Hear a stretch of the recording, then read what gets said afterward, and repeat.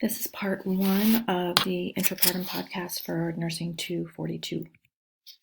So just to review stages and phases of labor, you guys have some handouts in your packets, both for this week and then with all of your content for what would have been your orientation day. There's also another handout about this.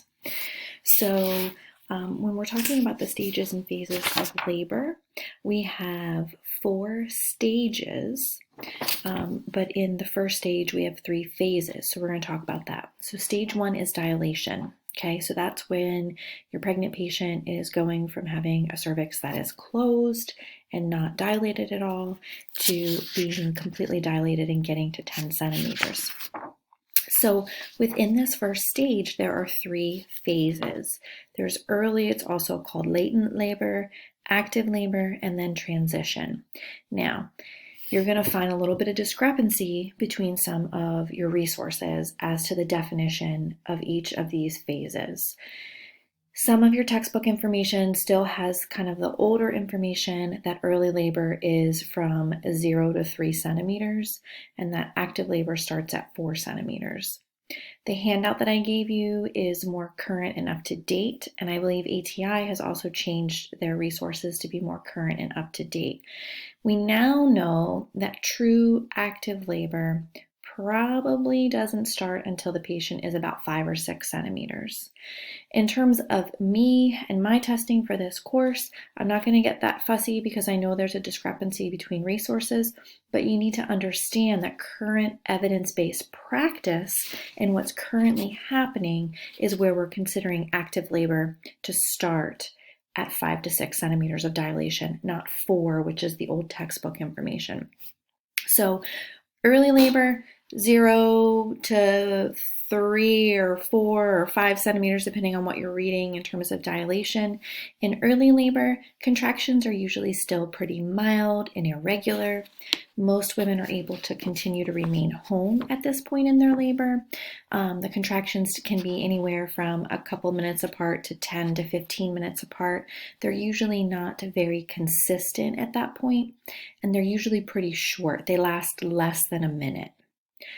Active labor, so as I said, current evidence-based practice really starts at 5 to 6 centimeters of dilation. This is the time frame where most women will get admitted to the hospital or birth center or wherever they're going to have their baby. This is when labor becomes a little bit more difficult. Women may start to request pain medication or epidural anesthesia if that was in their plans. Contractions at this point will usually be very regular, so coming anywhere from 3 to 5 minutes apart, lasting about a minute each when she gets them, and they usually are going to be a lot stronger now at this point where she'll have to actually kind of stop and breathe through them as she gets them. Then transition is kind of the fastest and the hardest part of labor. It's going from about 7 to 10 centimeters in dilation. At this point, contractions are usually about 2 to 3 minutes apart, and they're usually lasting about a minute to a minute and a half when she gets them. So this part of labor can be really intense because a woman might feel like she doesn't have a whole lot of break in between each contraction to kind of like gear up and get ready for the next one. So that's the first stage. Second stage is from the time a woman is 10 centimeters dilated until she pushes out her baby, until the baby is completely out. So we call it kind of the pushing phase of labor. So this time frame can vary greatly.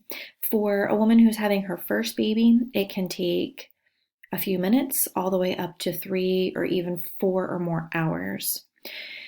For a woman who's had a baby before, it usually is much quicker, can usually take a few minutes up to a half an hour, maybe even an hour, but typically doesn't take much longer than that for a second, third, and fourth baby and so on, unless that baby is much, much bigger than the previous babies were.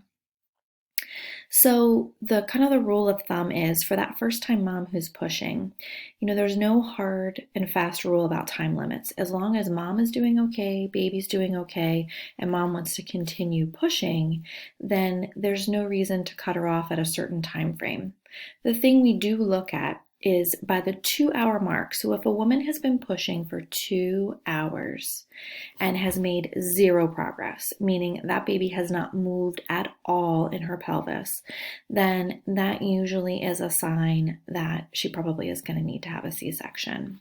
But if she's been pushing 2.5, 3 hours and she's making good progress, slow and steady, she's doing fine, her baby's doing fine, there's no reason why she can't continue to keep pushing. Stage 3 is from the time the baby is delivered till the time the placenta comes out. It's usually very quick, usually just a couple of minutes. It can take up to 30 minutes. It should not take longer than that. If the placenta has not spontaneously delivered within 30 minutes, then that usually is an indication of a retained placenta, and then we would have to think about other ways to go about getting it out. Then stage 4 is that recovery time. So when you guys are going to start doing your postpartum assessments, thinking about bonding, looking out for postpartum hemorrhage, thinking about pain control, all of those things. Okay, in labor and delivery, the role of the nurse. So you want to think about your normal roles that a nurse has, right? You're going to be educating your patients. We do a lot of education in obstetrics. It's a huge, huge portion of what we do. You would think that most women would come to the end of their pregnancy with a lot of knowledge and education about what's going to happen to them, how this process is going to go, but a lot of times that doesn't happen. So we might be having to educate women about everything that we're doing and the whole labor and birth process, about how many centimeters she's going to have to dilate, time frames, all of that. So lots and lots of education. We do a lot of emotional support, not just for the patient, but also for her support person. And when you think about, right now, we're currently dealing with a pandemic and women are only allowed to have one support person with them. So as nurses, we're really going to have to step up our game and be more hands-on in helping both mom and her support person get through labor. We have to be a patient advocate.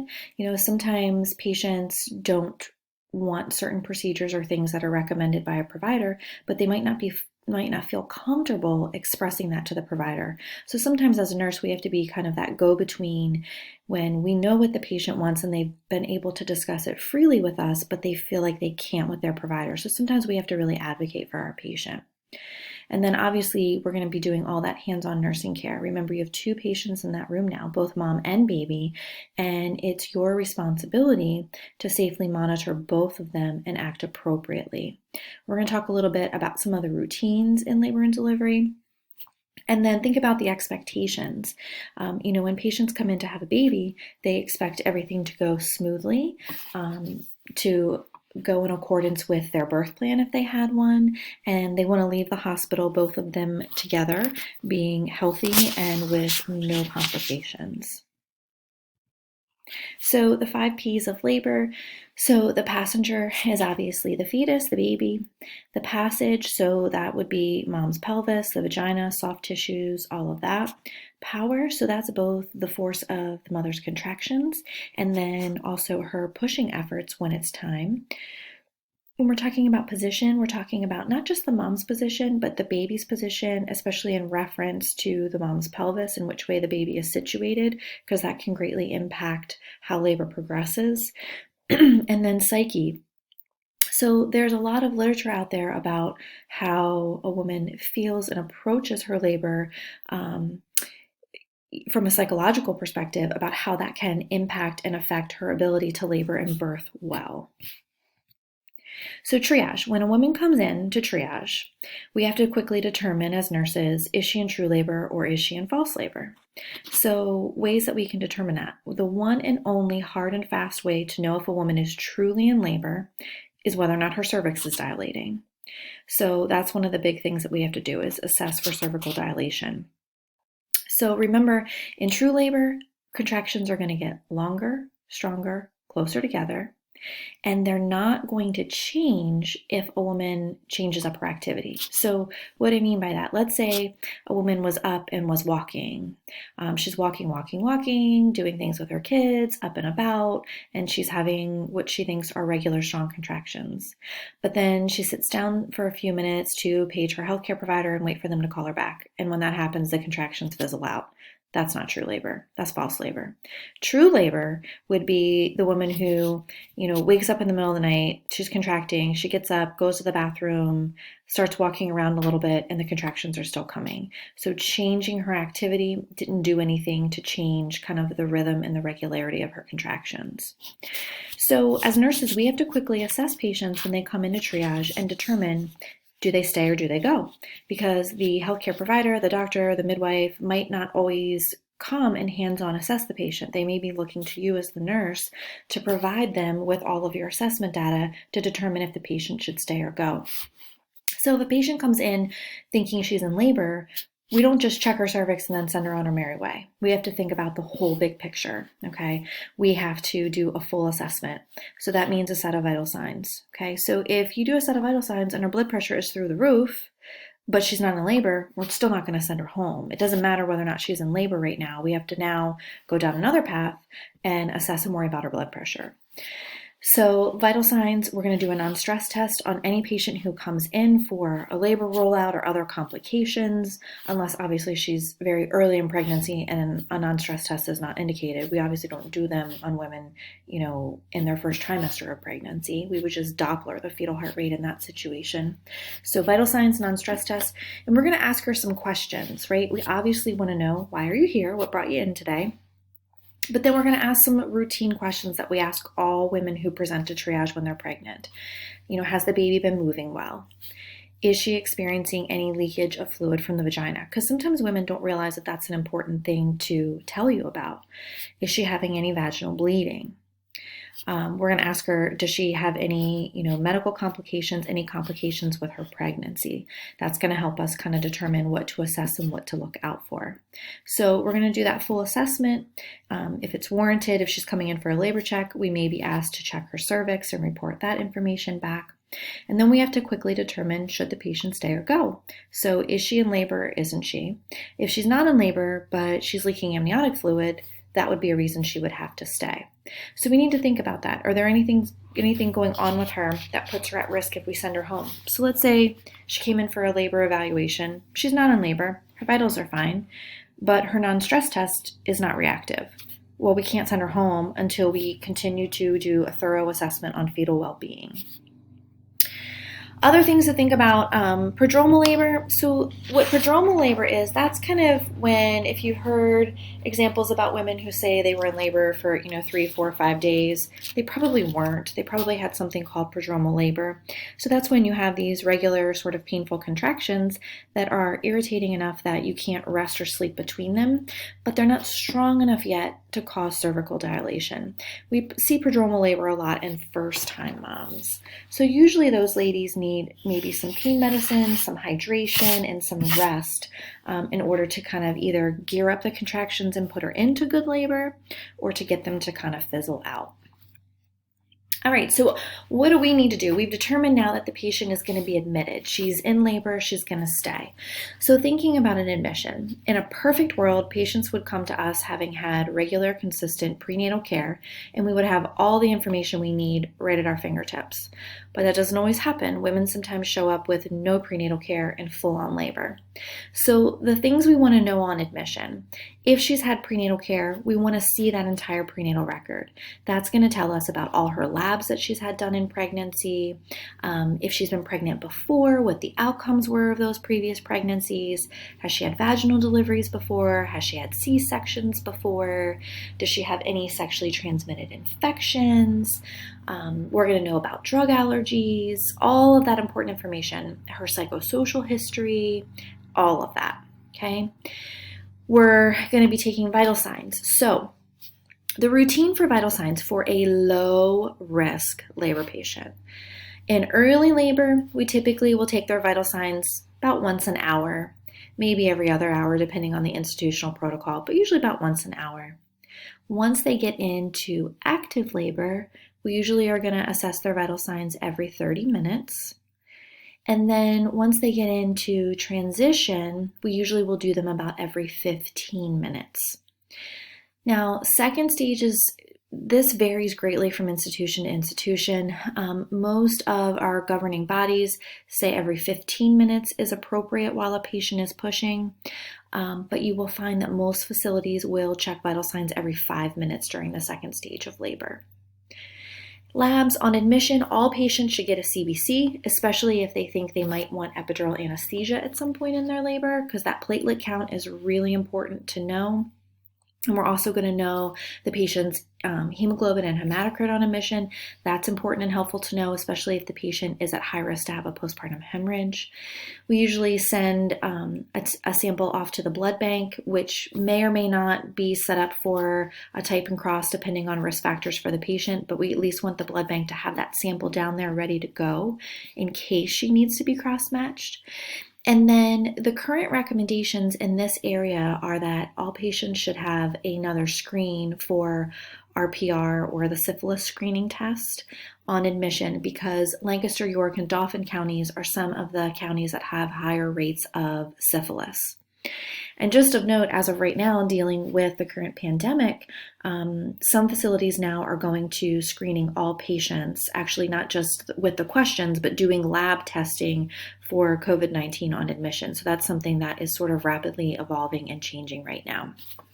In terms of diet, for the low risk labor patient, she can have clear liquids throughout her whole labor and birth, even after she gets an epidural. So that would be, popsicles, Jello, broths, some juices, sodas, Gatorade, different things like that. Patients in early labor that are low risk can usually also have light solids. It's just for our high risk patients that we don't want them to be eating, or once they get into active labor or have an epidural, we usually don't let them have solid food at that point. Okay, vaginal exam. One of the most important things that we need to do to assess and determine if a patient is in labor or not. So there's several things that we are assessing. So we're obviously assessing the cervix. We're assessing a couple of things with the cervix. How dilated is it? So that's how open it is, and we're going to get to that in a second. Then we're talking about the effacement. So that's how long or short the cervix is. And then we are assessing the position of the cervix. So if we have to really, really kind of feel like we're digging when we're trying to examine a patient and her cervix is really, really hard to reach, that means that her cervix is very posterior, meaning it's tilted really far back. Typically, you see that in very, very early labor. What we want it to be is more anterior, meaning when we go to check the patient, it's right there and kind of in the front when we're assessing them. That would be an anterior cervix.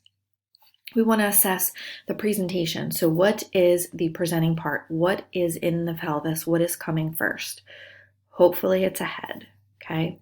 Then we're looking at position in fetal lie. So we've determined whether or not it's a head or a butt or a face or a shoulder presenting, but now we also need to figure out the position in the fetal lie. So even if the baby is head down, is the baby anterior or posterior, meaning is the baby facing up or facing down? If the baby is breech, we're trying to determine, is it a footling breech? Is the sacrum presenting? Trying to kind of determine that. And then we're also assessing the station. So that's where the presenting part is in reference to the ischial spines in the pelvis. And I'll show you a picture of that in some of these upcoming slides here. So let's talk first about dilation. This is kind of a visual aid. We actually have this hanging in triage where I currently practice, so the patients can actually see it and kind of understand what they all mean. So in terms of dilation, 1 centimeter is basically meaning we can slide 1 finger into the opening of her cervix.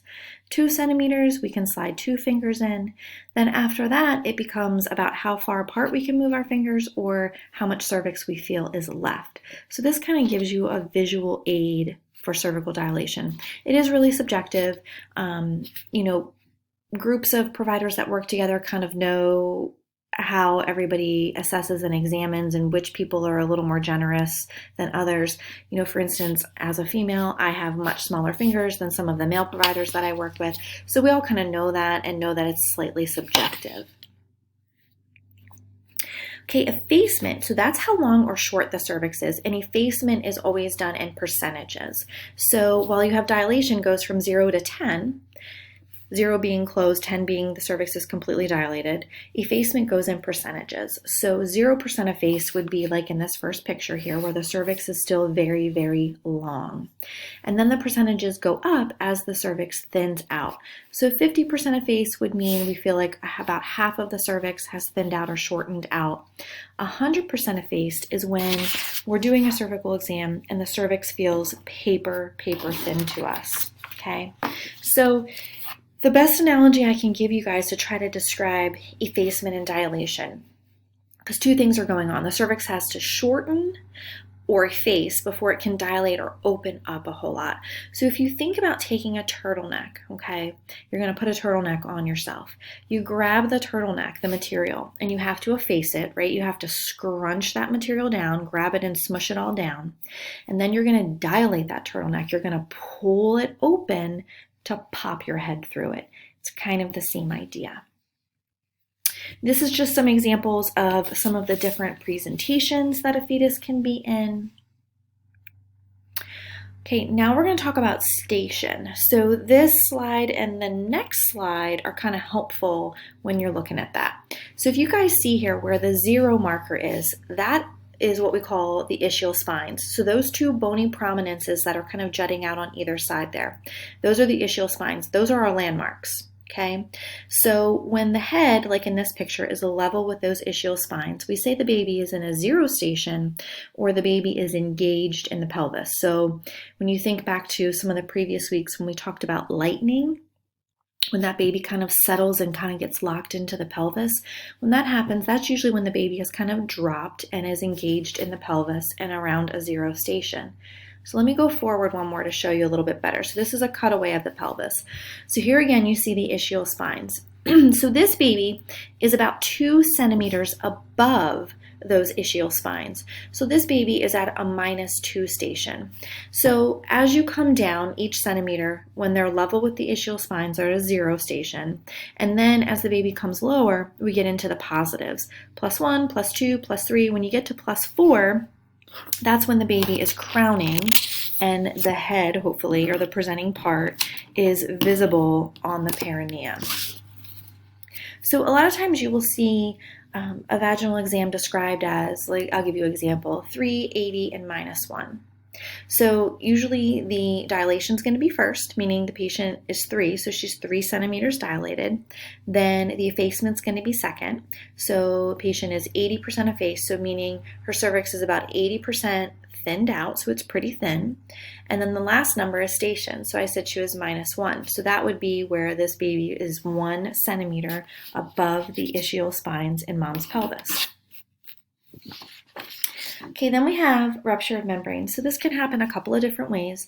There's spontaneous rupture of membranes, or SROM, is how it's sometimes abbreviated. Then there's artificial rupture of membranes, which is what's going on in this picture right here, where the provider is going and putting a little hole in the amniotic sac to allow some of the fluid to leak out. That's also called AROM. There's premature rupture of membranes. So this actually doesn't have anything to do with being prior to 37 weeks. It's nothing to do with the baby being premature. It means premature in terms of the onset of labor. So premature rupture of membranes, or PROM, just means that the membranes have ruptured prior to the onset of labor. So this would be the lady who's not contracting, she's up walking around her house doing whatever she's doing, working, and her water breaks. But she's not contracting, she's not in labor yet. Only happens to roughly anywhere, probably 10 to 12% of women where the water breaks prior to the onset of labor. Then there's what we call PPROM, so preterm premature rupture of membranes. So this is when the water breaks in a patient who is less than 37 weeks. Okay. Some of the reasons why we might artificially rupture membranes would be to maybe induce or augment labor, or if we want to put in internal monitors, which we'll get to in a couple more slides here, or if we need to see the color of the amniotic fluid because we're concerned that maybe the fluid is meconium stained and we need to have NICU at delivery. Okay, monitoring and assessments. So frequency of vaginal exams. So patients really should only be having a vaginal exam in labor if the results of the examination will change our plan of care. So we really shouldn't be, and some of you might work in teaching hospitals or maybe have had exposure to an obstetric rotation, maybe through like an LPN program or something else. In teaching hospitals, you'll see kind of the resident way of doing things where they check patients every 2 hours just to kind of see if they're following a typical expected labor curve or not. But really, we know that that's not good evidence-based practice. Every single time we do a vaginal exam, even if we wash our hands and use a sterile glove, we're still dragging bacteria from the outside of mom's perineum up to her cervix and to her baby, putting both of them at risk for infection. So we really want to minimize the number of times that we're doing vaginal exams. There's a lot of literature out there about the number of vaginal exams and it being linked to infections in both mom and baby. Some of the studies say as little as 3 to 5 exams can cause infection in both mom and baby. So we really want to try to be limiting them, especially once the membranes are ruptured. We just talked about frequency of vital signs and how often we should be doing them in labor for the low-risk labor patient. Now, for external fetal monitoring and assessing fetal well-being, those of you who have already listened to the fetal monitoring podcast probably already know some of this.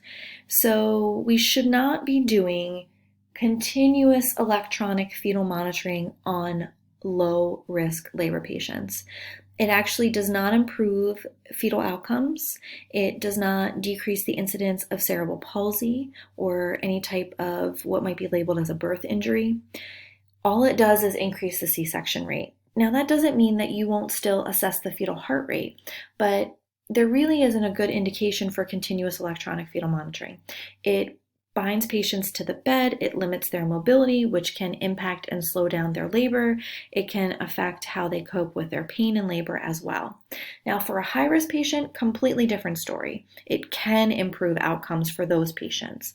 But for low-risk patients, we really could be following the same guidelines as we're following for vital signs in terms of assessing the fetus, meaning for that baby and that woman in early labor, assessing the fetus once an hour. In active labor, assessing every 30 minutes. In transition, assessing every 15 minutes.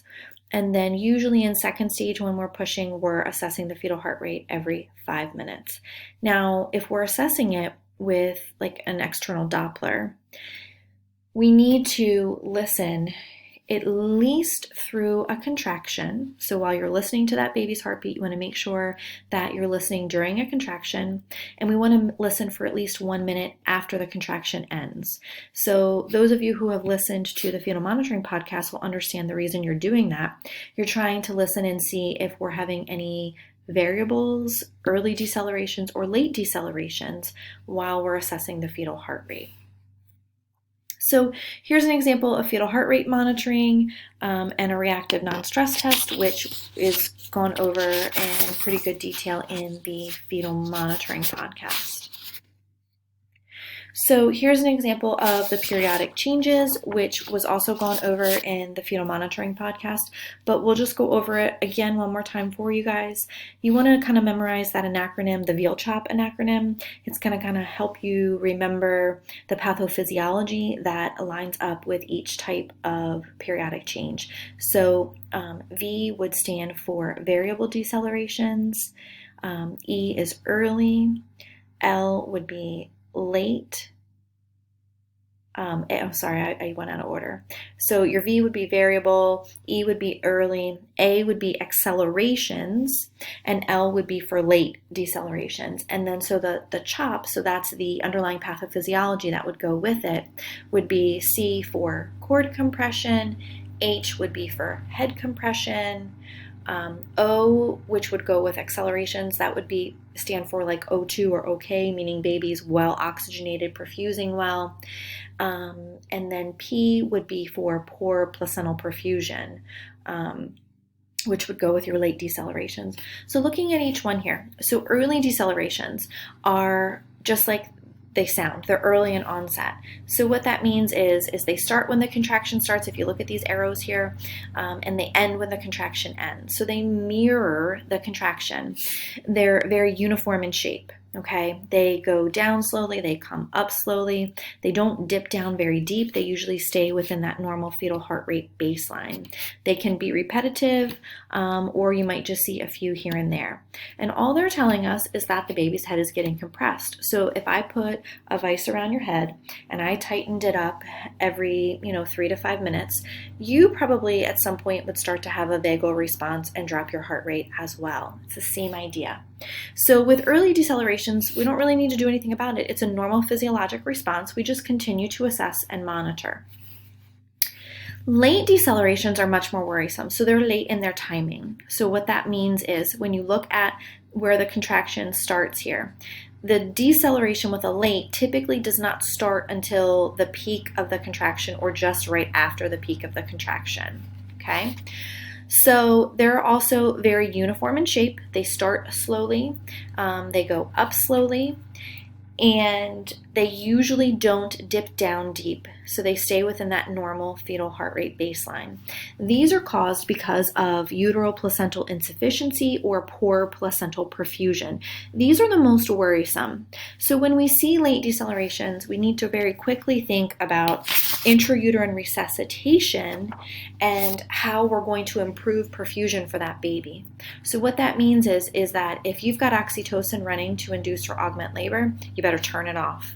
The patient should be repositioned onto her side. Left side is ideal, but sometimes right side is what you can do quickly to get the patient onto her side to improve perfusion. So that's okay too. We want to give the patient oxygen. This is obstetrics. We go big or we go home. These are not patients with COPD. Forget about your med-surg knowledge for a minute. You cannot over-oxygenate these women. It's not like your COPD patient where, and if you give them more than 2 liters of O2, you might kill their drive to breathe and really make them worse. It's not like that in these patients. These are young, healthy people who don't have COPD. We usually, as a starting point in obstetrics, give 10 to 12 liters via face mask. And you want to use a non-rebreather in an OB patient to give them the highest flow of O2 as possible.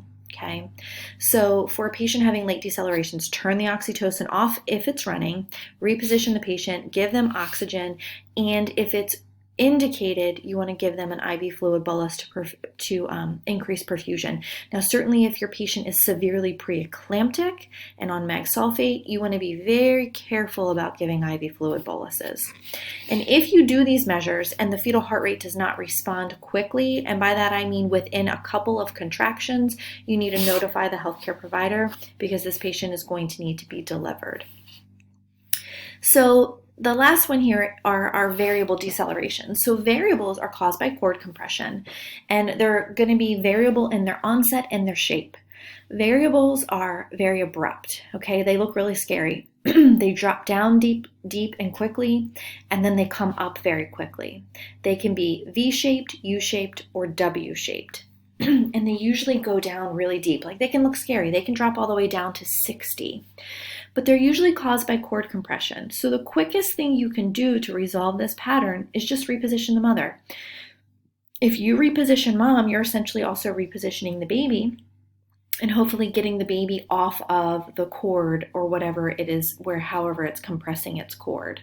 Okay, variables of and themselves are not too terribly worrisome, but if they continue and they're progressive, they don't let up, they're getting deeper, they're taking longer to recover, then they could be a little more worrisome in terms of our plan of care for the patient. The next two things here I have are the internal monitors, which I also went over on the fetal monitoring podcast, but this is just another example and reminder. An example of a fetal scalp electrode. This would be a way for us to measure the fetal heart rate in a beat-to-beat consistent reading. We certainly don't do this for every single patient, only patients that we're having difficulty monitoring externally or patients that we're very worried about fetal well-being and we feel the need to get consistent monitoring. Remember, the risk of infection for both mom and baby is going to go up if we use these because there's a little wire electrode at the end here that will puncture, put a very small hole in the baby's scalp and leave like a little scratch. So it's an open portal for infection for baby. You would never, ever use a fetal scalp electrode on a mom that is HIV positive who is laboring, because now you have potentially introduced that virus into the baby. Then there are intrauterine pressure catheters. So these are also called IUPCs. This is the internal monitor for contraction. So it's going to give us a reading in millimeters of mercury on how strong contractions are and what the resting tone is. The other nice thing about the IUPCs, there's a little port on them, and there's a better picture in the fetal monitoring podcast for you guys to hopefully maybe see that, where we can introduce fluid into it. So when you think about that patient that was having variable decelerations because the cord's getting compressed, sometimes we'll do something called an amnio infusion, where we actually introduce fluid back into the uterus to help kind of cushion the umbilical cord to resolve those variable decelerations. So then ultrasound, we've talked a little bit about ultrasound before, but ultrasound has quite a few purposes in pregnancy. Early in pregnancy, it can help us to diagnose the pregnancy, to give us the due date if a woman has irregular cycles and we're not sure. In terms of dating a pregnancy and giving us gestational age, it's really most accurate in the first trimester of pregnancy to do that. The further out you get, so the further past 12 weeks you get, the less accurate an ultrasound is to give us a due date.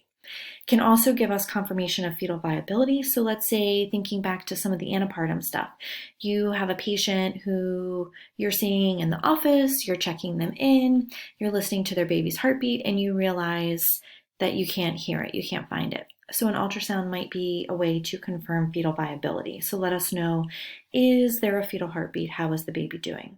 Can let us know how many babies are in the pelvis or in the uterus. Do we just have one baby? Do we have multiples?